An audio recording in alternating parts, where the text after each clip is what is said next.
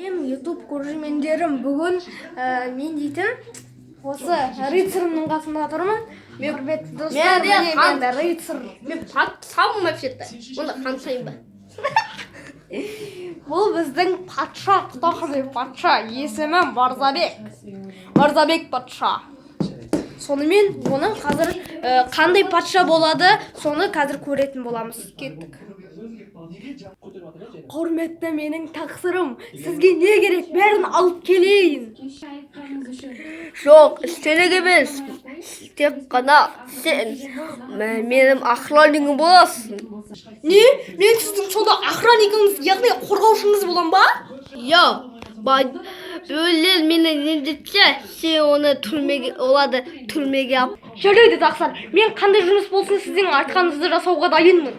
Сен менің охраннигім боласың. Менің арманым ғой бұл. Сіздей тақсырдың қорғаушысы болу. Сіз менің басыммен таяқпен ұрдыңыз ба?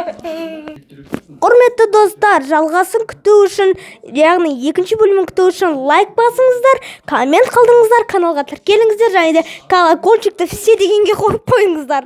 Пока. Сол кезде шығады.